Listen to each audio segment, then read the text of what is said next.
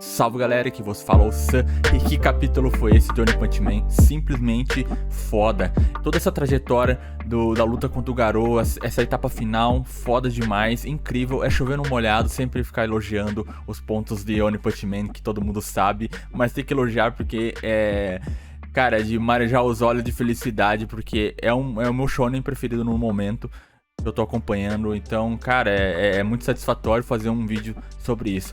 E tem muitas coisas pra conversar, que é sobre a questão da viagem do tempo, a questão do limite de poder do Saitama, ou não tem limite, o poder do Saitama de forma geral, tem muitas coisas pra gente conversar. Então se você curte esse tipo de conteúdo focado no One Punch Man, não se esqueça de fazer aquele basicão clichê que tem que pedir sempre aqui no YouTube, né? Que é o escrever, curtir, comentar, esses caralho a quatro toda aí. Mas sem mais enrolação, bora conversar um pouco mais sobre esse capítulo fenomenal.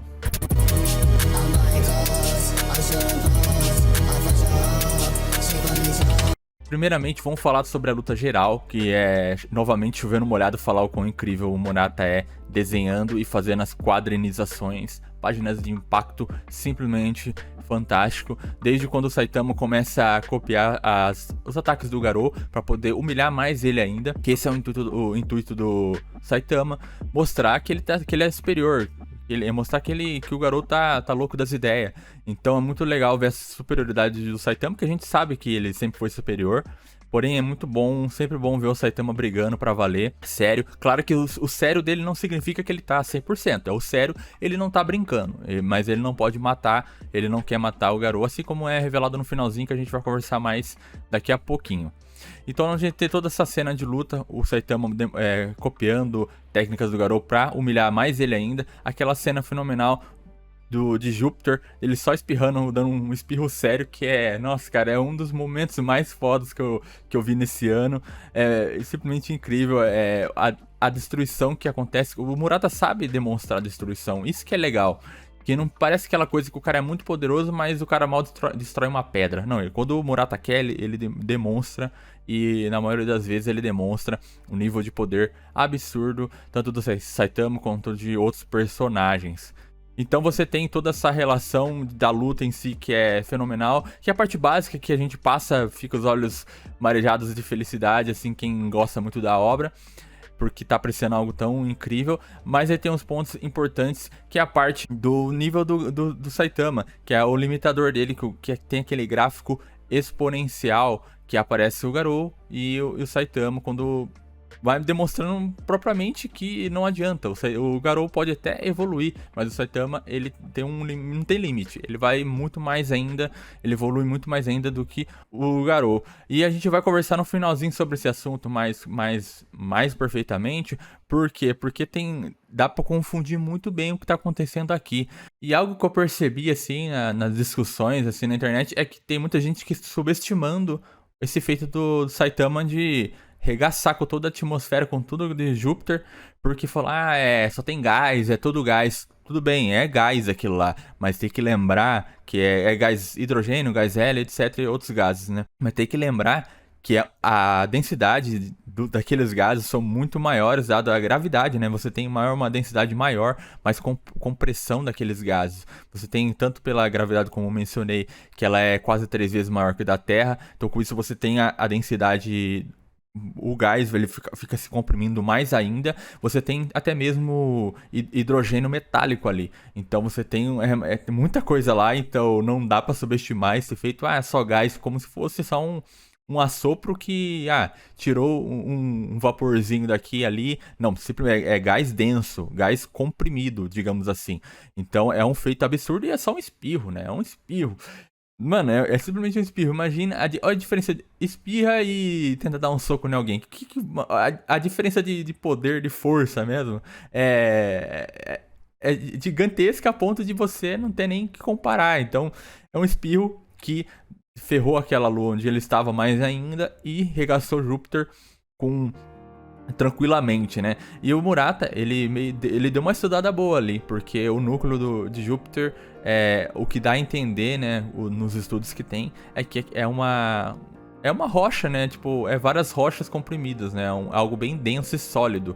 Ele colocou preto porque a gente não sabe o que é de fato, mas é um núcleo o núcleo sólido, o núcleo de Júpiter. Então eu achei que bem interessante o Murata ele tentar pegar as coisas que a gente já tem conhecimento na ciência e tal, tanto que ele faz isso também mais ou menos, né, na parte mais à frente quando eles voltam no tempo, que vamos conversar daqui a pouquinho. Mas vamos falar agora sobre a parte do avanço exponencial de poder do Saitama. Aquilo lá, quando saiu, a primeiro momento, eu achei que era o Garou, na interpretação do Garou, sobre aquele gráfico. Mas não, aquilo lá é basicamente a voz do narrador, o narrador que é o onipotente da parada. Então, se ele é o onipotente da parada, então meio que a gente não tem como falar que não é fato, porque se o narrador onipotente fala, é basicamente fato. Por que eu tinha pensado a primeiro momento, e que muita gente pode pensar também? É que, pensando na perspectiva do Garou, ele imaginando aquilo, pode ser que, por exemplo, o Garou, ele evolua X e o Saitama tá 2X. Aí o que acontece? O Garou, ele vai, vou liberar, cheguei no nível do Saitama, liberei 2x, o Saitama tá com 2x. Só que o Saitama, não, eu quero liberar 4x. Bem, um exemplo bem básico. O que acontece? O Saitama, ele não tem o limite estabelecido. Então ele pode escalar esse poder à vontade. O Garou não tem. O Garou, ele tem que acompanhar o Saitama. Só que como o Saitama não tem limite e o Garou tem, então o Saitama seleciona, digamos assim, o nível de poder.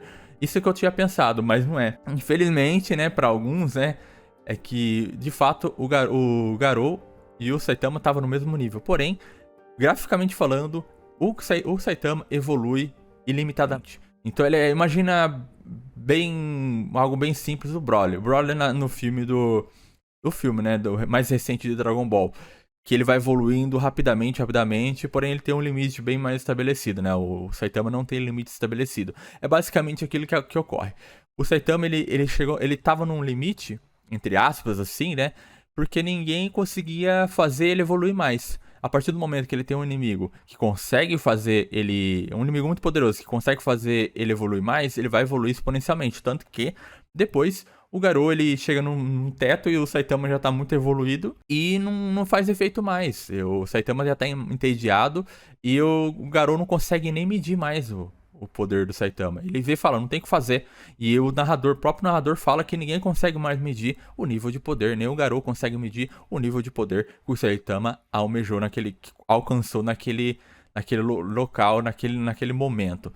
Então, temos já um critério bem estabelecido agora do One Punch Man, do Saitama, que ele é ilimitadamente poderoso, ele vai evoluir, não importa o personagem que apareça, a não ser que, obviamente, que é só uma imaginação, que apareça alguém muito, o God. O God é muito mais poderoso que o Saitama, exemplo, claro, e ele chega com tudo de primeira e o Saitama não tem tempo de evoluir. Eu não acho que isso aconteceria. Eu acho que o Saitama, ele se adapta muito rápido, né? Ele vai se adaptar no momento e é isso aí, porque ele quebrou o limitador. Então, se ele quebrou o limitador, ele transcende tudo que é racional, digamos assim. Então, já acabando com essa parte, que é polêmica, mas é o que eu levei em interpretação, pela voz do narrador, que é o ser onipotente da parada. Então, é meio difícil ir contra isso, né? Apesar de que eu ter achado outra coisa. Mas fazer o quê? E algo interessante, né, que não menos importante, que é como funciona a habilidade de teleporte, né, do Garou. Ele tem que ver onde ele pode se teleportar. Por exemplo, ele viu o Sol lá, então ele viu o sistema solar nosso e foi lá e teleportou perto da Terra e chegou lá tranquilamente. E chega o Saitama com um peido sério, que é algo muito interessante. Ele consegue alcançar o Garou com o peido sério, porque o Murata, ele falou numa entrevista que se o Saitama tivesse na luta contra o Boros ido pra muito mais longe do que a Lua, ele teria usado o peido sério pra chegar na Terra. Então eu achei fenomenal. Era algo que eu acho que todo mundo tava imaginando que ele usaria em algum momento, mas chegou agora, muito massa. É sempre incrível ver essas, entre aspas, baboseira do Saitama, que o Saitama é uma comédia mesmo. O Saitama é foda em todos os sentidos. E após o peido sério, o Saitama chega perto do Garou, leva ele pra Terra e lá começa a sua redenção, que é bem interessante, né? Que acho que muita gente pode achar muito rápida a redenção dele. Eu achei que tá tudo bem, tá tranquilo.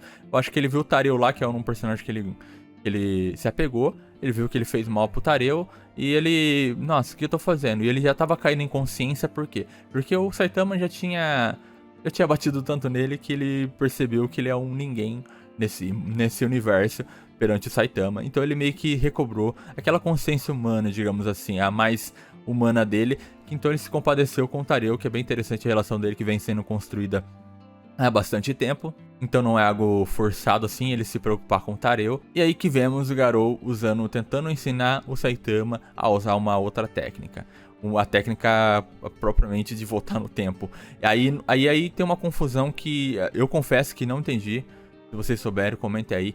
Que é se naquele momento que o próprio narrador fala que eles se concentraram no universo dentro deles e o poder e a habilidade foi sendo utilizada. Eu não entendi muito bem. Pra mim ficou um pouco confuso se foi os dois que conseguiu juntos ou se foi só o Garou que conseguiu e o Saitama ainda não teve tempo de aprender a técnica.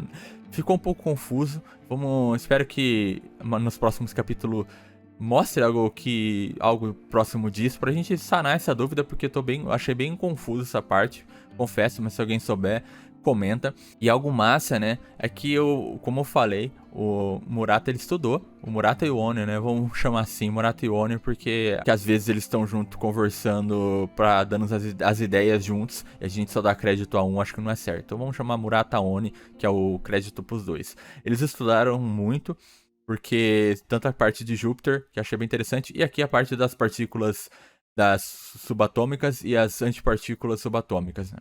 E basicamente são partículas com mesmas características básicas, como massa, simetria, né, a forma dela, porém tem algumas coisas que são diferentes, como o sentido da direção que ela está girando e como a carga também, se ela for uma partícula que tem uma carga propriamente, né? Por exemplo, o elétron. Você tem o elétron, que é uma carga negativa. Você tem o anti-elétron, digamos assim, que é o positron. Que ele tem todas as características do elétron, porém, ele tem uma carga positiva. Então, uma coisa que eu achei massa é que o Murata e o Oni, eles fizeram uma brincadeira com mecânica quântica ali, porque elas são opostas, como eu já mencionei, e uma faz parte do sistema da matéria e o outro é a antimatéria. Então, o que aconteceria se você você fizessem forçadamente essas partículas se tornarem umas? Porque é demonstrado lá uma partícula com carga negativa, outra partícula com carga positiva. É mostrado lá. E o que acontece? Acontece que elas começam a se rotacionar no mesmo sentido. Então, na mesma direção, da mesma forma. Então, basicamente, o Garou transforma aquelas partículas na mesma partícula. E isso de forma forçada. E a partir do momento que você faz algo forçado, você força um sistema em uma reação, digamos assim, uma reação não espontânea, então você desencadeia outras coisas ali. E ainda mais quando você trabalha com mecânica quântica, que é uma parada muito complexa que a gente não tem tantas respostas ainda na ciência, né? Eu, como químico, estudo, né?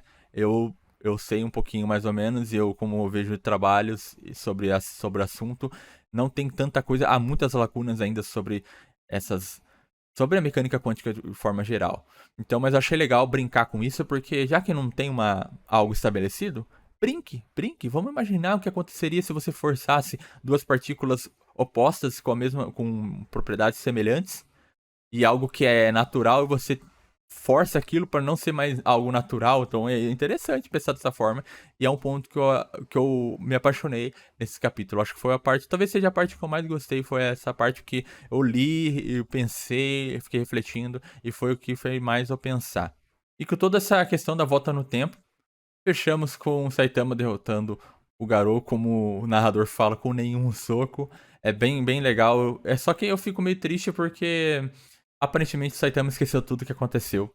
Então aí tem que ver, será que aquele limite que ele alcançou, entre aspas, limite, né? Vamos chamar limite para aquele teto que ele tinha alcançado contra o Garou. Será que ele ainda tá com aquele teto? Ou será que ele voltou com aquele poder que ele tava antes de expandir seu próprio poder? É uma coisa que vamos ver, porque é que nem o Garou fala, né? É perigoso um cara desse estar na Terra, mano. É perigoso, velho. O cara vai espirrar, vai ferrar todo mundo, né? Então é complicado, é louco. Então a gente vai ter que esperar pra ver o que acontece. E o Genos, mano, eu achei muito fofo o Genos tentando abraçar o Saitama. Cara, a relação dos dois é linda demais, uma construção maravilhosa. Cara, eu gosto muito, apesar de eu saber que o Genos ia voltar, acho que todo mundo acho que todo mundo sentiu, porque a relação dos dois é magnífica, e pra mim a melhor página do ano é quando o Saitama, ele, depois que o Genos tá todo ferrado, ele olha pro Genos e coloca a mão no peito dele e fala assim, você tá forte, cara. Nossa, cara, até arrepia de falar, porque é linda, aquela página é a página mais linda pra mim no ano, disparadamente. Só reforçando o como e o quanto é bonito essa relação do Saitama com Genos. Eu, sinceramente, eu acho encantador e é um ponto, mais outro ponto para o Murata e o Oni. Simplesmente fantástico esse capítulo. Tem algumas controvérsias que dá para se debater e eu não discordo de alguns pontos, de algumas críticas, como Ex Machina de voltar no tempo. Não discordo, mas eu gostei e é isso aí. E faz parte, mas não é uma crítica inválida, não. É uma crítica muito válida. Então esse foi o capítulo 168 de One Punch Man. Espero que tenha gostado. Não se esqueça de fazer aquele basicão pra me ajudar a chegar longe aqui, porque eu quero falar dos animes e tal, o mangá que eu gosto muito. E no momento eu tô fazendo One Punch Man e Chainsaw Man. Então se você curte Chainsaw Man, chega aí junto aí que a gente vai conversar. E eu vou falar de outras coisas, mas a primeiro momento vamos falar sobre isso daqui, sobre esses mangás que estão fenomenais. Chainsaw Man também tá um creme, lacreme, né? Enfim, se cuidem e vejo vocês no próximo vídeo. É nóis.